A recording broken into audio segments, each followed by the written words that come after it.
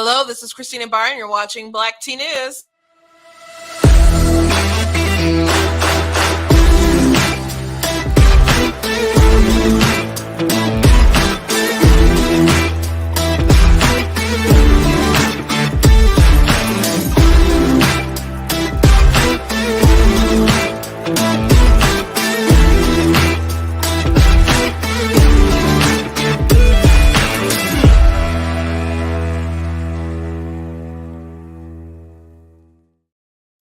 Hello, welcome to Black Tea News. I'm your host, Christina Barr, and today we're going to be talking about some juicy stuff that happened, and that's not Roe v. Wade related, though we will talk about some reactions to that. Hillary Clinton dipped her big toe in the conversation and came for Justice Thomas, and I'm telling you, I think she genuinely is thinking about running again. I think she feels that she was I think she's petty inside of her soul, like Donald Trump is, and she obviously never accepted the loss, even though she did lose.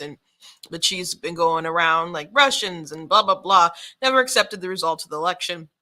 And hey, if Donald Trump is going to jump in for a rematch against Biden, why not she feel that she can jump for a rematch against Trump or whoever is coming? I think she's genuinely wants to run, and she's been doing a lot of press lately, but the juicy thing that happened at the G7, Biden got embarrassed by France, and Macron said some things to him about the oil situation, and people are assuming that he probably did it on purpose in front of the press because he's a savvy politician, and they're obviously press, and he obviously said it within earshot, and Biden's wranglers tried to get him away. But we heard, or at least people heard, there's a video of it, but I don't think you can hear very well in the video, so we're just going to talk about it. But it's pretty juicy. Also want to talk about how there was a skateboard competition, and a grown man who was 27 years old, but he's trans, so you got to call him a woman, beat a 13-year-old girl. And the second place winner was 16, and then the next woman was 20, in her 20s as well, and then the next woman was like 10. So a 29-year-old man, and I just don't understand how people can't see this as, like, I don't know, rampant misogyny from people who are now crying about women's rights. They can't even define women, and they don't care about these situations where these men come in and just decimate girls because of biological realities. It's just a rejection of human nature, and it's a rebellion against those things. So we're going to be talking about all those things today and some more. But before we jump into it, I encourage you guys to go blacktnews.com, check out different things on my website, different articles, different merchandise. Like, I voted for President Trump. All I got was historic peace deals, gas under $2, all kinds of different stuff, and this lousy t-shirt. We got the I'm Not the Victim You're Looking For. We got some cool pro-life, anti-Roe v. Wade stuff to celebrate. I'm going to make some more stuff too. But make sure you check out the stuff on the site. That's a good way to support. You can directly support by just going to the website, go to blacktnews.com/donate and leave a donation there. I appreciate everything that you guys can do. So whether it's $10, $20 or more, I appreciate whatever you guys can do. But if you can't, I know times are tough. At least make sure that you're sharing, that you're subscribing, that you're liking, that you're commenting. All those things do really, really support Black Tea News. So I very much appreciate it. There is some kind of data person calling me. I guess tis a season for people to ask you questions. And I have no idea if that is, like, related to abortion. So I was kind of tempted to answer. But that's the second time they called, or I guess it could be the governor's race. Who knows? But interesting. If they call back, or maybe I'll call them, I'll let you guys know how that goes. Yeah, but that was why my phone just vibrated. I thought I had turned off the vibrations all the way. I do want to thank Bride and Mission Pack. I'm in their studio.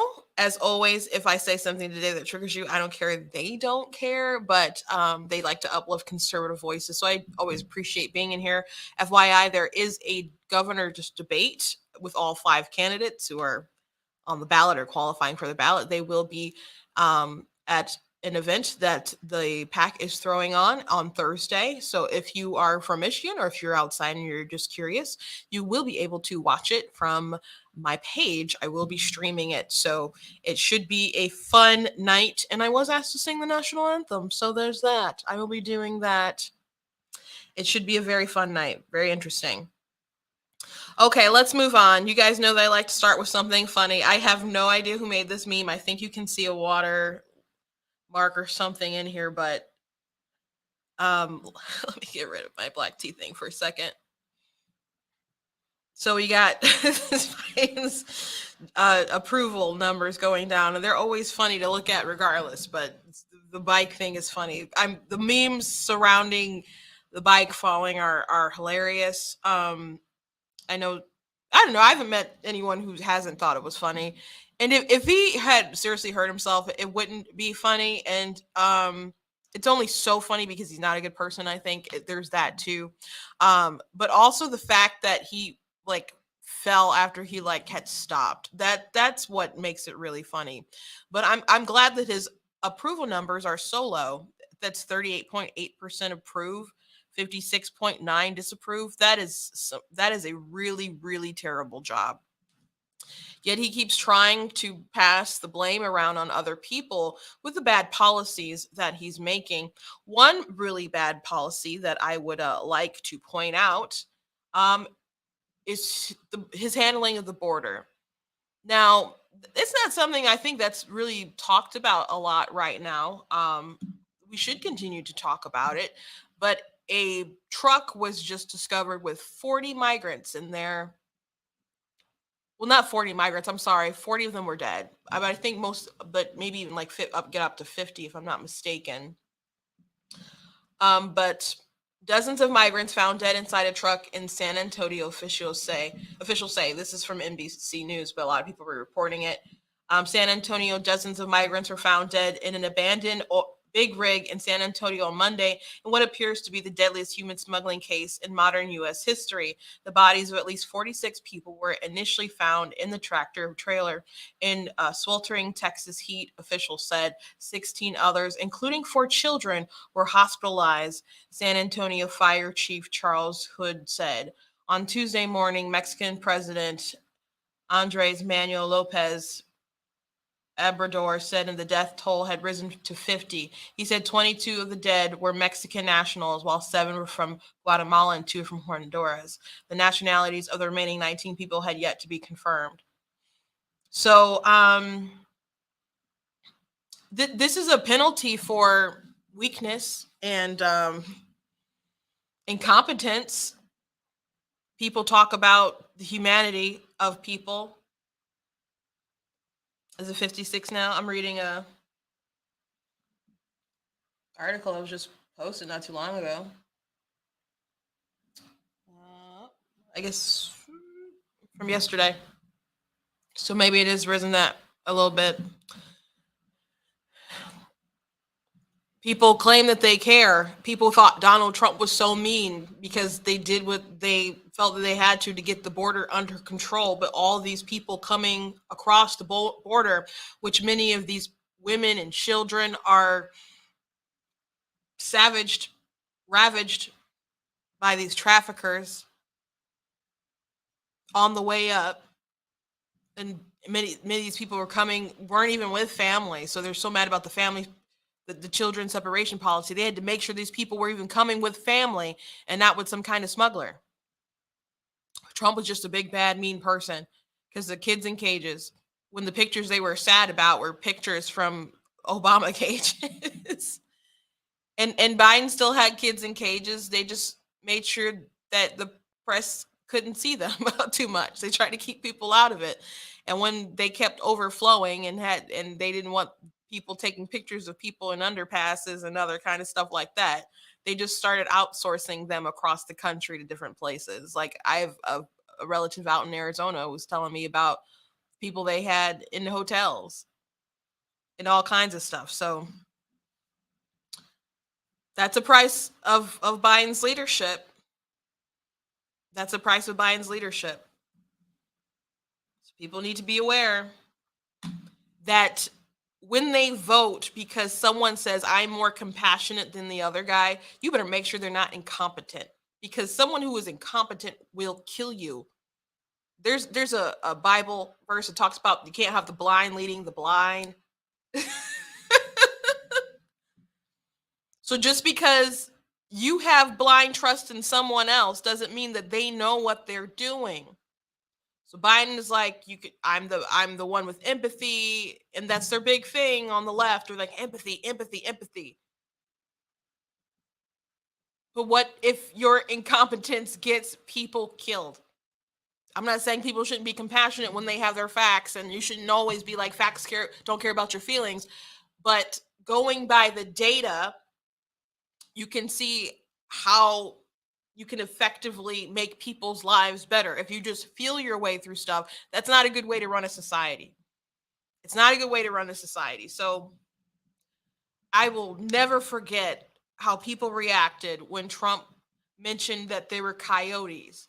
And there were so many people, an alarming amount of people on Twitter, including verified checkmark users and people who were elected into office, did not know what a coyote was. And it's fine if you don't know what a coyote is, but if you were basing so much of your vote on the border situation and you don't know what a coyote is, that is a problem.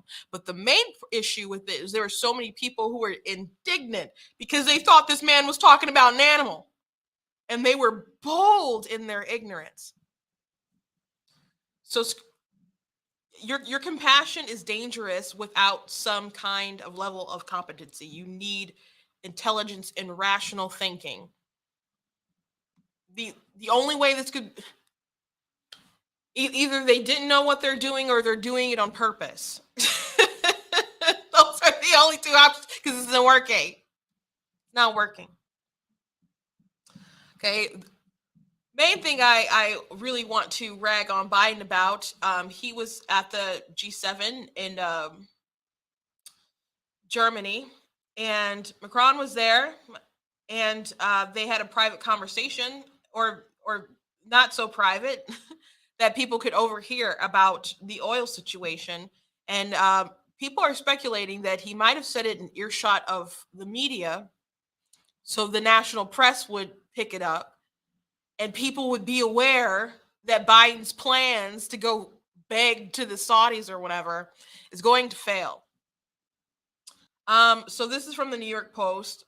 Other people are reporting it too, though. But President Biden's national security advisor, Jake Sullivan, on Monday stepped in to interrupt French President Emmanuel Macron as he broke the bad news to Biden, with journalists feet away, about attempts to get Arab nations to produce more oil to lower the record gas prices. Careful, maybe we should just step aside because of the camera, Sullivan said, motioning to the journalist covering the G7 summit in Germany. It's unclear if Sullivan was concerned about any particular nuggets of news leaking to journalists, but some of Macron's words were clearly audible.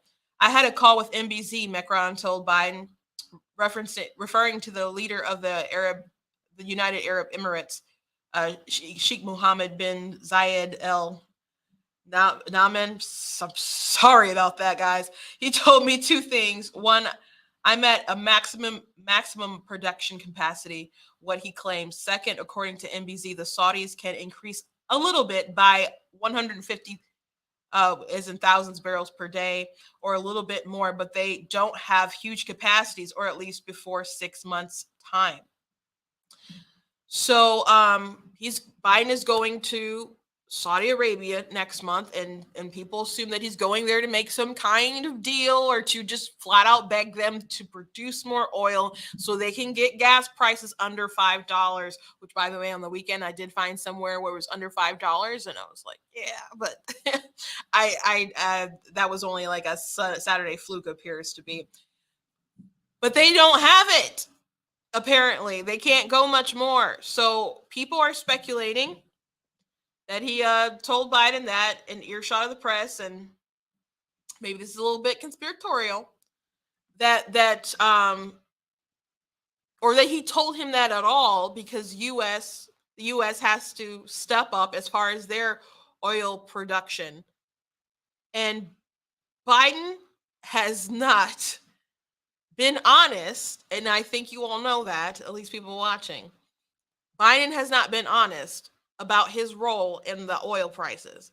Yes, it is a global problem, and yes, there is a problem with Russia and Ukraine and the war, and definitely issues, especially with other people who are very dependent upon that oil.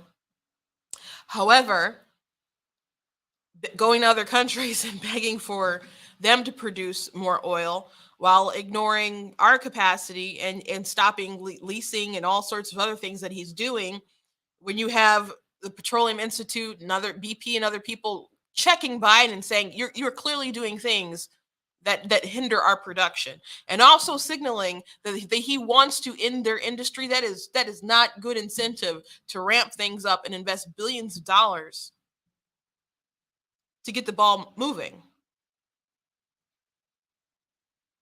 So people are saying, leader France, that he's very savvy. A lot of people don't like him so much. But that was I guess clever, if he made sure that they were earshot of the press. And maybe it wasn't a little, maybe he wasn't thinking that deeply about it. But I'm glad that we all know that little piece of information is out there. So now we know him going there to Saudi Arabia. I don't know what he's going to expect to get out of it and what sort of deals that he may make. But they don't have the sort of chips that they can lay on the table that I think that Biden was hoping for. But that doesn't mean he won't sell us out for whatever reason. That's just how they are. But when during the Trump administration, it was a big talking point that energy independence is a part of our national security. That was no joke.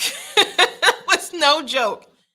And all these people who hated Trump so much, like we just talked about the border situation and how Biden's incompetency is leading to more people being sexually assaulted and killed.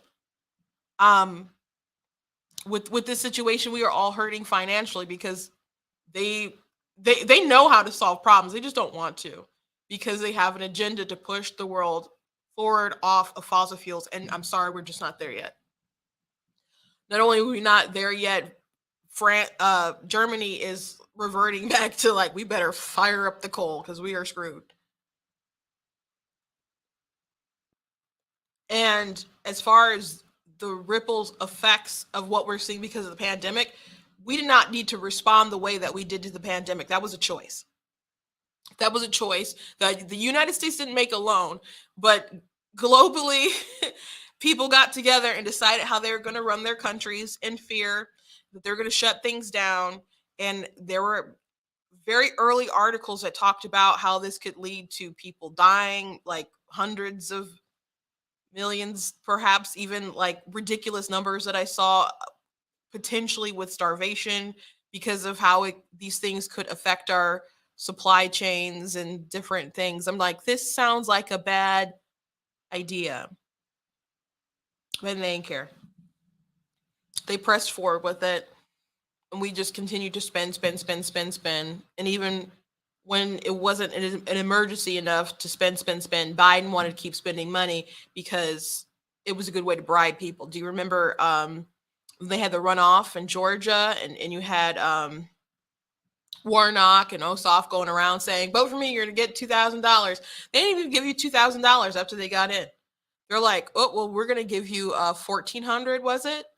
And they're like, why is it $1,400? And it's like, because the $600 before was a down payment. This is the rest of it. I'm like, how is it a down payment when a whole nother man made that promise? That don't make sense. They said, vote for me and you get $2,000. Now, I'm not saying everybody, they should have kept giving money and pumping and stimulus and stuff like that, because all this money printing is is a big reason why where we're at. But I don't understand why they lied. I'm still puzzled. I'm still puzzled with all the money they spent. Why lie about that? Why lie about that? I still don't understand. I don't understand. Anyway, we'll see what happens when Biden goes to Saudi Arabia, but they really need to stop hindering energy here domestically, and they need to stop gaslighting everyone. To the people who think Biden has nothing to do with this, it's just not true. And I can't believe people still believe that, even though the man went to a young woman, looked her dead in her eye, shook her hand, and said, "I'm going to end the fossil fuel industry."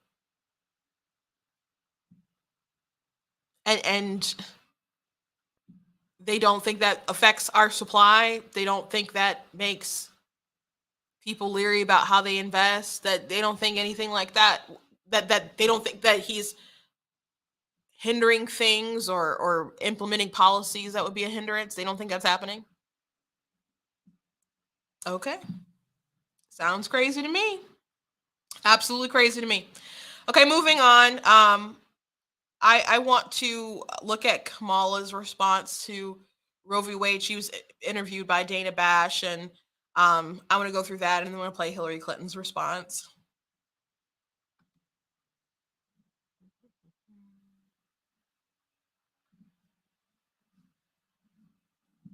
I couldn't believe it. I couldn't believe it because they actually did it. And here's what they did. The court actually took a constitutional right that has been recognized for half a century. Now, I know Kamala Harris might be upset when courts overturn longstanding laws, since she is the descendant of a slave owner, but Jamaica anyway. I just wanted to mention it. Roe v. Wade's not a constitutional right. I mean, abortion's not a constitutional right. That's why it got thrown out, because it's not mentioned in the constitutional. Therefore, under the 10th Amendment, it has to be delegated to the states. That's why it's kicked back to the states.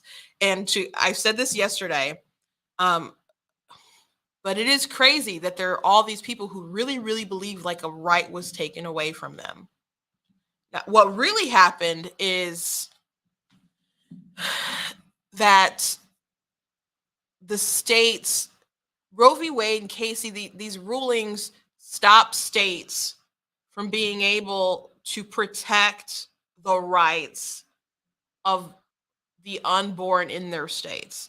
That's what it was. It was a big government overreach that hindered states from protecting their own people. That's what it did. So now it's going back to the states, and the states can have those debates. Roe v. Wade case, these laws, which they know there's not good legal reasoning for it, Roe v. Wade was aborted because it wasn't viable without the Constitution. That's why it's gone. Okay? But it was a security blanket for these Democrats. And now they have to have conversations with people. Now, state to state, people could have been making laws to change, like Gretchen Whitmer, whatever. She's trying to sue for the Supreme Court in Michigan to acknowledge that women have a right to an abortion in our Constitution. It doesn't, and this has already been questioned and earlier with the circuit court, I believe it was, and struck that down. So she has no legal grounds for it.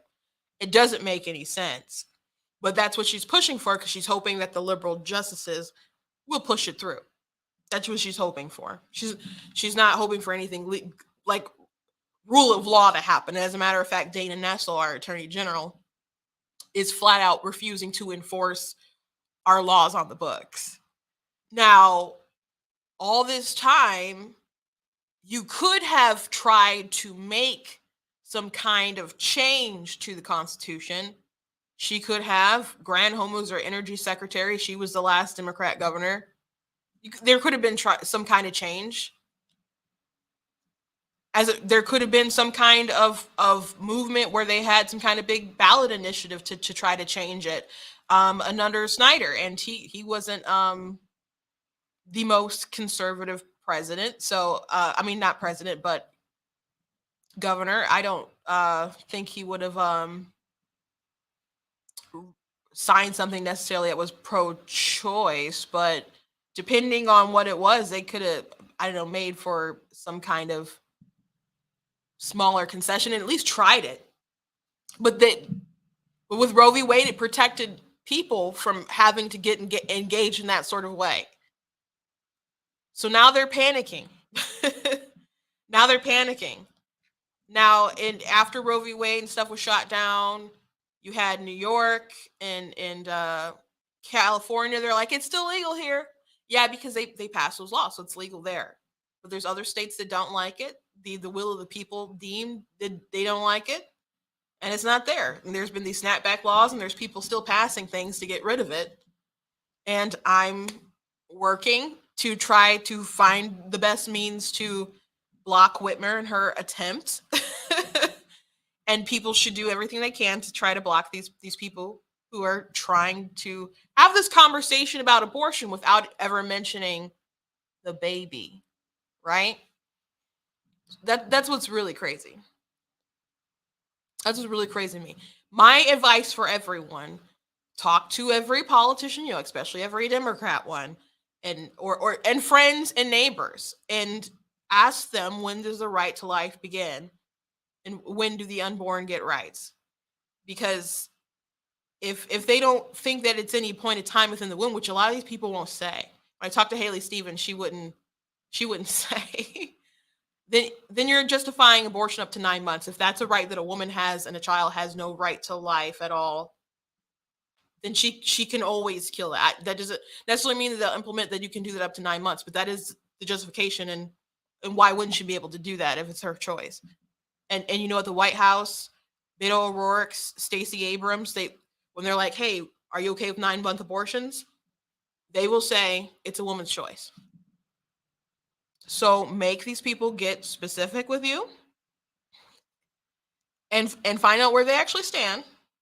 And do not allow them to have conversations just saying euphemisms like reproductive rights. Reproduction's already happened, so that one's really stupid. Or just say, women's rights. You're killing a lot of little women there.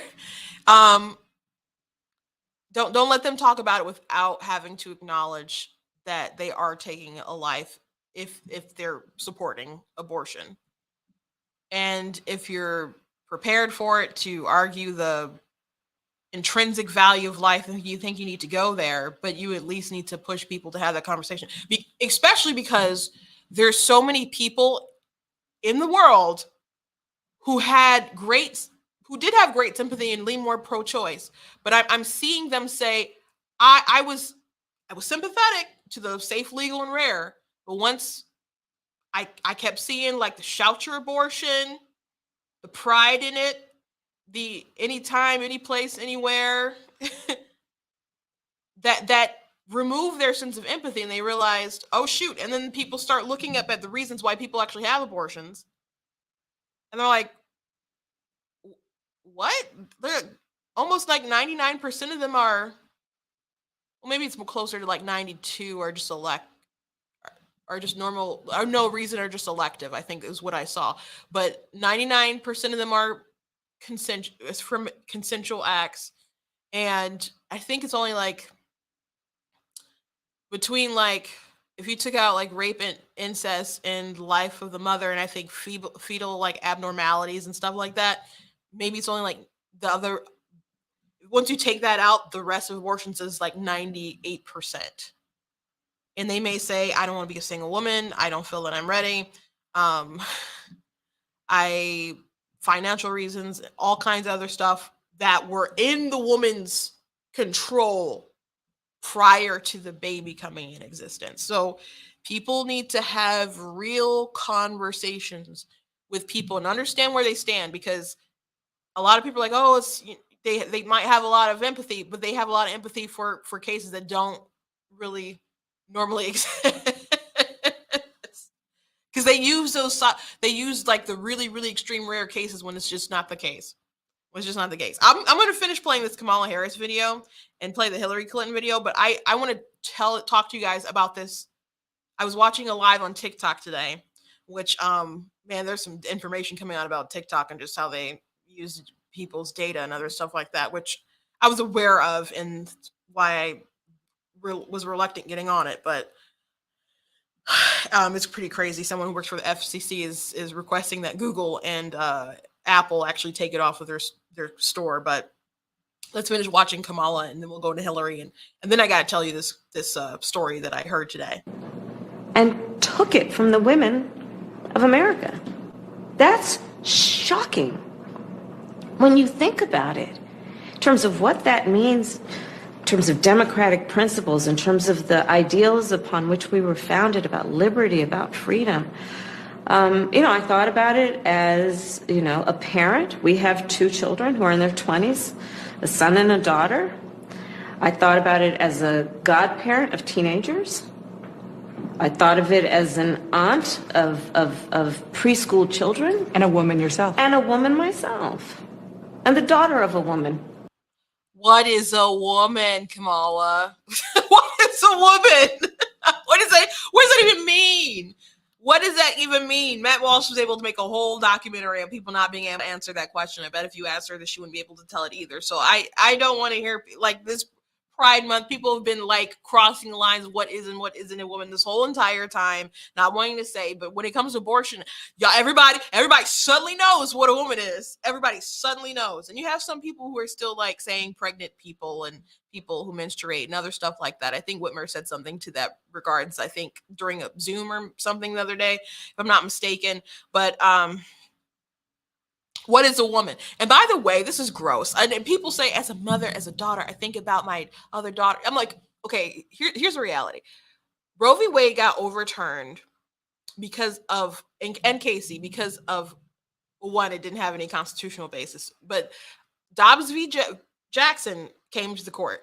That's a Mississippi law that said you can't have abortions after 15 weeks. 15 weeks. Do you know how developed a baby is at 15 weeks? It can sense light.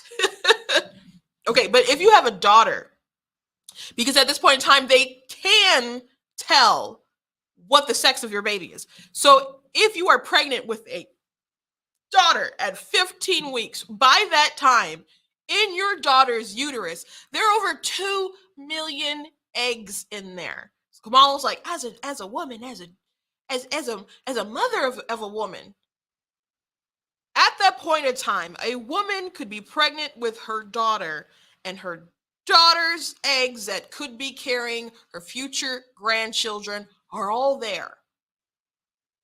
So much, a life and so much potential gone. Gone. 15 weeks. 15 weeks. Now, I guess the law had to be challenged because, hey, it was illegal with Roe v. Wade and Casey. But the activists, they had to have known when they challenged it, right, that it would go to the Supreme Court. And they had to be concerned, especially since they had no good argument that Roe v. Wade could be overturned. The gun law that got like overturned like the day before, that people really mad about in New York, where you had to like prove that you needed a permit, like for self-defense or something like that, to conceal carry. People were saying, like, the gun advocates were saying, like, if you take this to the court, like, you guys are going to lose. Like, are you sure you want to do this? So, I would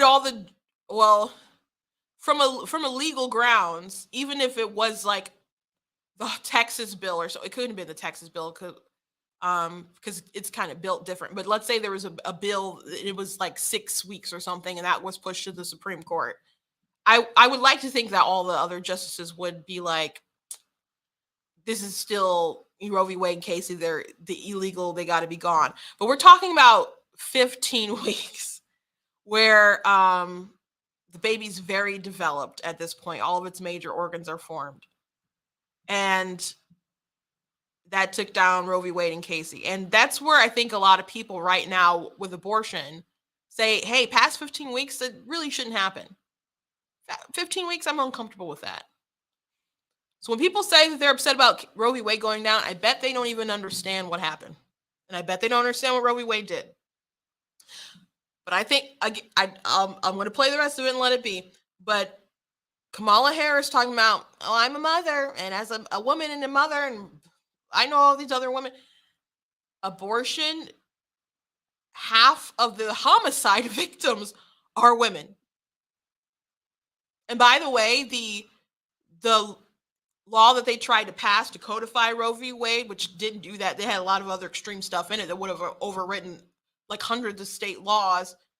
It would have gotten rid of like protections for like sex selective abortions. So I don't want to hear people like Kamala Harris, because if she had to break a tie on that, she would have, if that was something that she had to do. And Biden would have signed it. I don't want to hear these people talk about that they support women when they support things like that. And a granddaughter of a woman. And, you know, my husband and I are actually talking about it. We have a 23-year-old, and my mother-in-law's in her 80s. Our daughter will not know the rights for the amount of time that my mother-in-law knew these rights, which is the right that should be well settled, that a woman should have to make decisions about her own body. And when we think about it, yeah, we don't need to think about that anymore, Kamala. So yeah, it's not your body. There's another body inside your body, and she's just gonna have to teach her daughter and other people that she knows that they have to be responsible with their body and make good decisions that will not lead them to the predicament of being in an abortion clinic. Abortion is a huge symptom. It's a heinous, evil thing that I don't obviously like. If you watch this show, you know. But it is a symptom. And we have to ask, how did these women even end up here? And there's a lot of deeper questions to go into. I don't think I'm going to go into here right now because I want to keep moving on.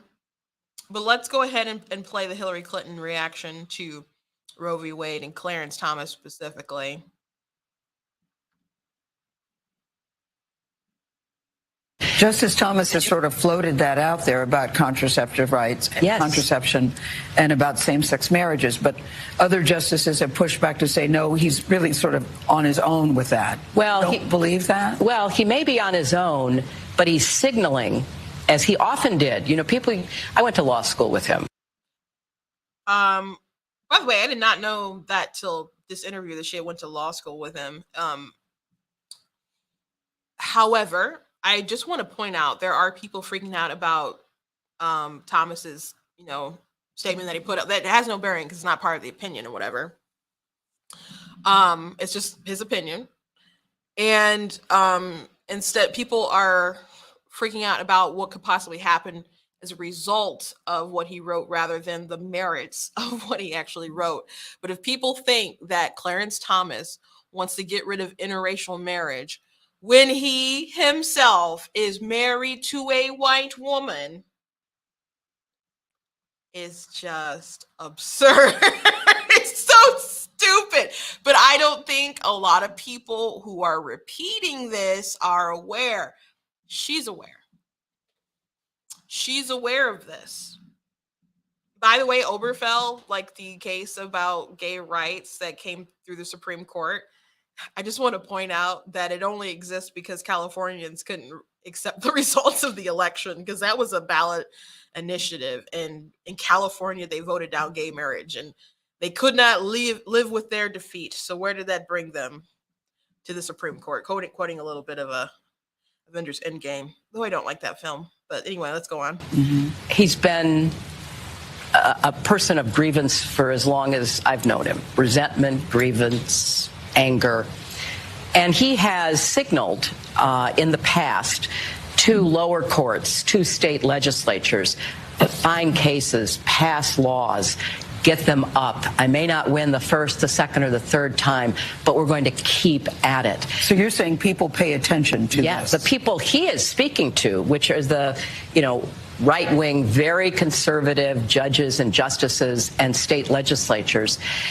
And the thing that there's so many things about it that are deeply distressing, but women are going to die, Gail. Women will die. We reached out to Justice Thomas for a comment. We have not heard back from him, and Secretary Clinton had much more to say. Coming up. Okay, so Hillary Clinton, women are not going to die. It's just not going to happen. I mean, eventually everyone will die. That's a thing that's going to happen, right? So the big exaggerated number about thousands of women dying in back alley abortions is just not true. As a matter of fact, one of the people who made up those numbers, Larry Lader and Bernard Nathanson are the founders of NARAL, which is a big abortion-like action committee group or whatever. So they were really, really pushing to get Roe v. Wade to happen. And they really, really wanted abortion to be a huge thing in the nation and increase the numbers and all kinds of different stuff. And they wanted feminists to get on board, and they knew they needed feminists to get on board, and feminists were not originally on board. So they sensationalized these numbers about back alley abortions, and they would always say that 5,000, 8,000, whatever, they would say those numbers again and again and again, even knowing that they were not true. And they knew the press wasn't going to correct them, which is a funny thing, very funny thing. So people have been pushing these lies that you'll have all these women that will die from back alley abortions. It's just not true. And back alley abortions, I'm not saying that there weren't women who, I don't know, did them in back alleys or bathrooms and other stuff like that, but it just really means that they weren't legal. So there were people who would go to abortion clinics just like after hours. And even the year that Roe v. Wade was legalized, like the numbers of women who died from that, they were like in the tens, not in the hundreds or the thousands, just in the tens. And like the same number who passed from like legal abortions. And as a matter of fact, the year that Roe v. Wade happened, more women died from legal abortions than not legal abortions. There used to be more women who would die from abortions way back when, or even pregnancy and other kind of stuff before like penicillin existed, but the legalization of abortion didn't lead to all these women being saved from like back alley abortions. It's just a big myth. It really is a big myth. Live Action did a really, really great video on it. On their TikTok. I'll have to share it on my Facebook page. But Hillary Clinton is lying, and I'm sure she knows that she's lying. I'm sure she knows that it's a lie. But I think there's also other big problems if it weren't true. Because if this were true, first of all, people are going to seek like illegal abortions after it's like outlawed in their state or something. They're probably going to use the pill, which the abortion industry has claimed up and down that it's safe. So if it's not very safe, then they have a lot of explaining to do. So there's that. But also, if people are saying there's all these hundreds or thousands of women who are so desperate and frankly, emotionally and mentally unstable enough when they get abortions, that if they are denied the abortion, that they will risk hurting themselves, perhaps putting their life on the line to have some kind of coat hanger abortion or something like that, or however they plan to do it. If they're that desperate, are they in a good state when they go to these clinics? If they are that desperate to not have the baby? So I think it's kind of telling and very, very sick and twisted that instead of helping these women, that we drive them to a clinic so they can pay to have someone who's incentivized, by the way, to kill their child. And then that child the remains will be like sold, maybe for experiments. Our government has participated in that. And whoever knows what else they do with the bodies. I think that's sick. If that's the actual case, where they're really concerned about all these hundreds of thousands of women who will hurt themselves if they can't get an abortion. before people say we need abortion, our question needs to be, how can we help these women instead? But that's not the sort of language coming from Kamala Harris, who claims to care about women, and nor is that the language coming from Hillary Clinton, who claims to care about women. That is not their language. Their language is protect abortion, because there's a huge institution behind that. They financially profited from that. They get lots of money from those donors and so on. Hillary Clinton got a darn Margaret Sanger Award. You know, Margaret Sanger, founder of Planned Parenthood, was into eugenics and stuff. Now, she actually wasn't into abortion as much as like the people who took over. Alan Guttmacher, for example, was also a eugenicist, and they were really gung-ho about abortion. Him, and then of course you had the NARAL men. But Bernard Nathanson, you know, he had I think it was Bernard who had the change, not Larry, but Bernard Nathanson, he had a change of heart, became a pro-life activist, and he confessed a lot of the terrible things. And by the way, some of the Larry later, his stuff was quoted in like the case for Roe v. Wade a couple times, and these people lied. These people would lie to dupe feminists to get them on their side in order to, because they believed that they were doing what was best to protect women. And now we ignore the women in the womb, our future generations, and we're not even brave enough to admit what we're doing. It's reproductive rights. It's all about a woman's bodily autonomy. It's her choice, her body, her choice, ignoring that there's another body, and there's another life, and there's another future. While I know for a fact they don't actually care about people's bodily autonomy, because I was not asleep during 2020 and 2021 and 2022. So there's that. Anyway, I want to tell the story before I talk about the skateboarder incident and the man who beat the child. We live in a crazy world. So this morning I was on TikTok and I was scrolling through and I saw a live with a couple guys who were like leading it. And so a woman jumped on and she was German. And so they're like, oh, very excited. And like, oh, we're excited to hear your perspective, because in Germany, your laws are actually more restrictive than ours. I think it's 12 weeks in Germany about abortions. And so she said that she believed in abortion and that it's necessary. And so this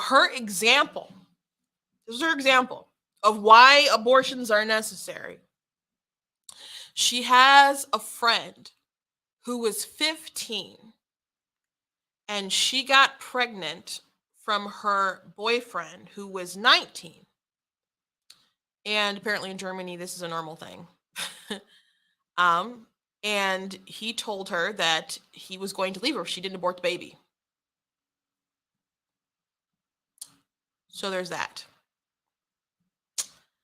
And she thought that was compelling, I suppose. Now, of course it's not. And she also mentioned that this German young woman is 18, and she says she's very careful herself. And she said her friend was using birth control. I don't know how faithfully her friend was using it. I mean, it very rarely fails, but it can fail. Can fail. And she said if she got pregnant, because she works at a grocery store, that would be very hard for her to have the baby, given her financial circumstances, I suppose. She also made a dig at like the U.S. and our healthcare system and stuff, because we don't have like universal healthcare or whatever, which the guys like clap back on her about that, but they didn't get to the weeds with that. But I wanted to bring that example up because 15 is very young, but this is a consensual relationship with this 15-year-old and this 19-year-old. And I just want to say that sex is grown folks' business. And if you are not ready to adult, and adulting is just getting older, adulting is taking up responsibility and knowing that the whole world is not always about you. If you're not ready to do that, I don't think you are ready enough to have sex, mature enough to have sex. Now, this German young woman said that sex is not just for reproduction and making children, and everyone else is like, that is like the biological function of it. She's like, it's for pleasure. And that's what a lot of these people are saying, that sex isn't for creating children and it's for pleasure. Now, it's pleasurable because we need to reproduce. I'm pretty sure, but there's a correlation there. Like, it's it's pleasurable because we need to reproduce. You know what? Pregnancy is not always fun, but people want to have sex, right? The Bible, just talk a little biblical stuff. You know, it's very pro people who are married having sex, for sure. Sure. You don't need to be sleeping around at 15 with your 19-year-old boyfriend and then be all surprised when you get pregnant and then just claim like, oh, well, I just can't do this. I understand 15 is going to be hard, but you got to stay out of grown folks' business and not do grown stuff activity, man. That's wild. That is wild to me. That is wild to me. And you better, I don't know, you can take it up for adoption. You can ask your family to help you out. You can go on MTV's Teen Mom, or I don't know. But to just, at that point in time, people, and they told her in America that people use abortion like contraceptives. She's like, I've never heard of this. I've never heard of this. And there were so many like pro-choice people in the comments saying, that's not true. That's not true. That's not true. Her example was literally trying to use abortion like a contraceptive. If your reason for getting an abortion is just simply that you don't want the baby, of course, contraception is supposed to prevent you from getting pregnant. So it can't be a contraceptive. It's just homicide, frankly. But you are using it like a contraceptive because you're saying, oh, I'm not ready for a baby. I don't want a baby. I can't afford a baby. That's why I'm taking protection. But my protection has failed. So this is my backup. So everyone is saying, there's so many people saying this isn't why women want abortion. It's not a contraceptive. But the example she gave was exactly that. And the example that she gave in the scenario, if she was pregnant, was also the same.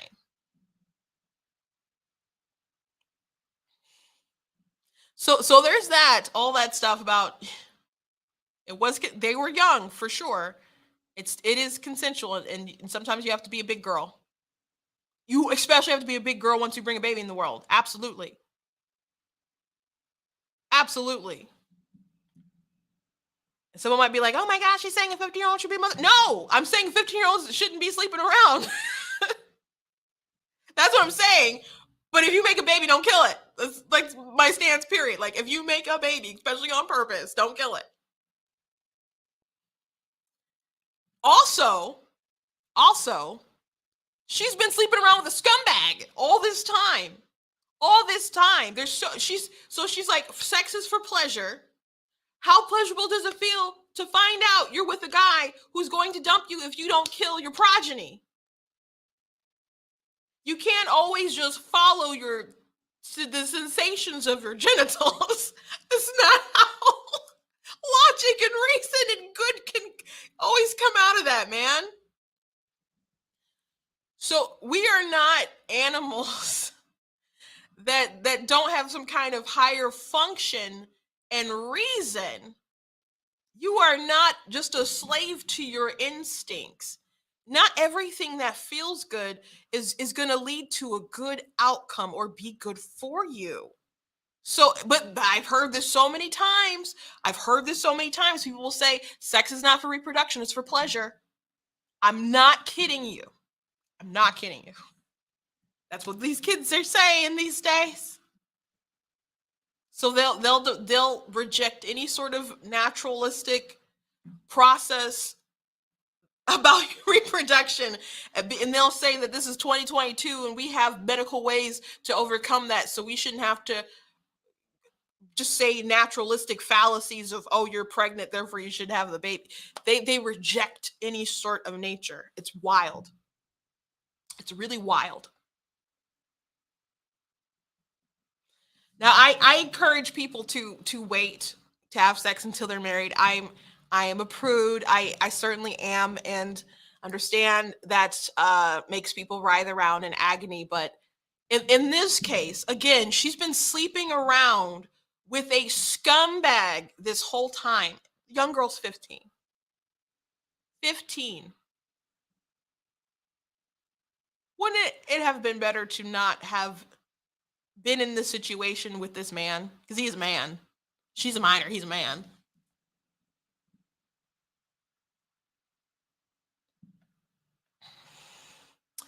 I keep saying that stop making soul ties to dead weights. That is a dead weight. And I don't know what happened afterwards. I don't remember if she said with their relationship or whatever. It sounded like the friend was sketchy about the guy. But you know what? And I'm sure, and she apparently told her friend, but friends don't always listen because they're being led by their genitals. There's a scripture that says the Bible talks about how the heart is deceitful. You cannot always just go by your instincts and your feelings. You have to think sometimes, and you have to choose to make better decisions.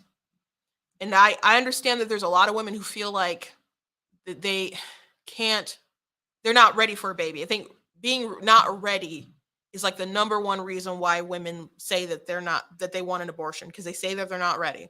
Whether you are ready or not is irrelevant. The question is, are you capable of rising to the occasion? And if you are pro-woman and if you believe in the strength of women, you should be able to say, yes, women are capable to rise to that occasion. But today we just want to say women can't do that. Women can't succeed in that. Women can't fulfill their dreams with that child. As a matter of fact, it's worth it to sacrifice them for your future children, for your current dreams and goals, etc. That's what we push today. Not 2006 Biden saying that abortion isn't a right, it's a tragedy. That's gone. That doesn't exist. Hillary Clinton's safe, legal, rare doesn't exist. That is not the party of today. And it is important, and I'm telling you guys this story because there's a lot of people who do not realize that this story, like I just told you, is the push for abortion. It's not the young woman who was molested by her uncle or something. It's not that girl. And my heart goes out to that girl. But some of these laws have, a big chunk of them has carvings out for situations like that. I'm talking about the 99%. 99%. And there's other like heartbreaking stories, even within the 99% you might find. Where I've been really sympathetic to some stories I've heard about women with their partners they were married to. They were concerned about how they would protect another child if they came into the world. But again, we have to ask, how can we help women rather than assuming that abortion is the answer? How can we help those women in that situation? Those are the societal questions we need to dig at. So you need to be aware. You need to be aware of where we're really at. Because as I said, there are people who I'm seeing on TikTok and other places saying, I was more pro-choice because I was more sympathetic. But once I saw the shout your abortion and all this kind of crazy stuff that people are advocating for, they realized that what they were advocating for or thought they were sticking up for didn't exist. So I just want you to be aware of it. Just want you to be aware. Someone said in the comments, my sister had a baby at 15. It was hard, but she raised him and he is married and has 2 kids of his own. There's a lot of women with stories like that. A lot of people with stories like that. It is not the ideal situation. Again, I told you guys, I'm like, no sex before marriage. That's what I advocate for. Okay. So,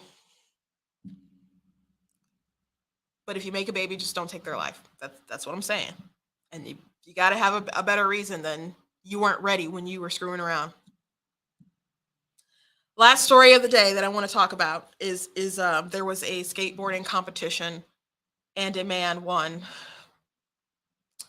but it was a female competition. And so this was the man before the transition. And this is him now. And these are all the people that he beat. And the second place winner is a 13-year-old girl.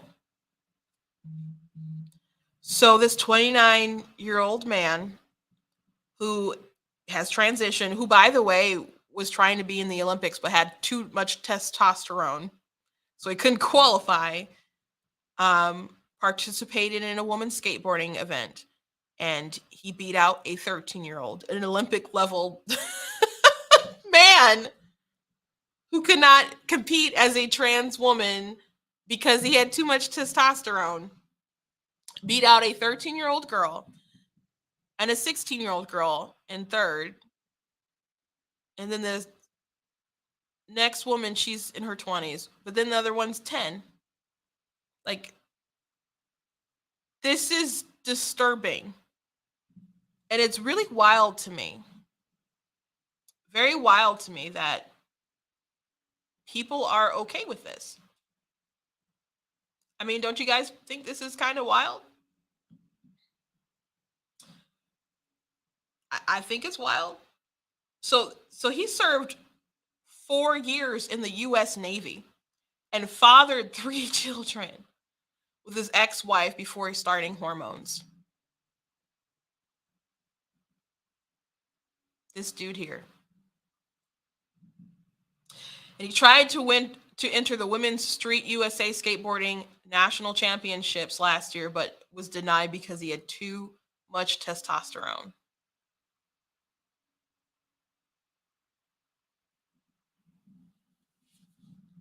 This is going to keep becoming a problem, especially as Biden made sure that Title IX protects gender identity, which, by the way, majority of people, there's Pew Research, believe that sex is, and your gender is like determined at sex, like they correlate like that, you know? So if it's a construct, everyone agrees that the kind of agenda that they're pushing right now is garbage. So there's that. But with them saying that gender identity is included in the Title IX stuff, that your schools could lose federal funding if they discriminate against these people.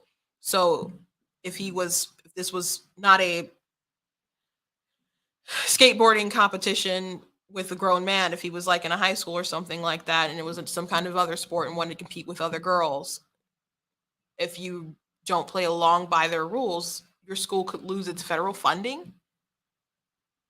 I don't think all schools are ready to stand up to Biden like that. And they have a very, very, very, very vindictive Justice Department. How they run things is just mean, angry, crazy, honestly. Garland is no herald of justice.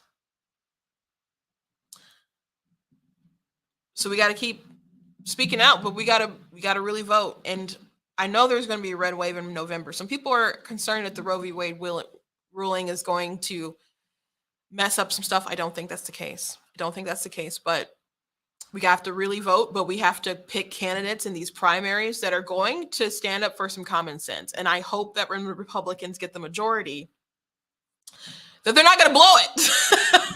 They're not going to blow it. They need to continue pushing back against this crazy stuff. And when there is a president in the White House, hopefully we'll have the Senate and we'll have the House, and then a president will be Republican in 2024, and they will undo a lot of this crazy stuff. But I am telling you, I sincerely believe that Hillary Clinton is trying to be the person on the other side of that ticket in 2024. I'm not saying it's going to happen. She's quite old and it's still a long way to go. But I think she's trying to make that pitch and make herself relevant. And I think she's going to try to appear as a candidate with the experience that can get things back on track. And this could be her pitch.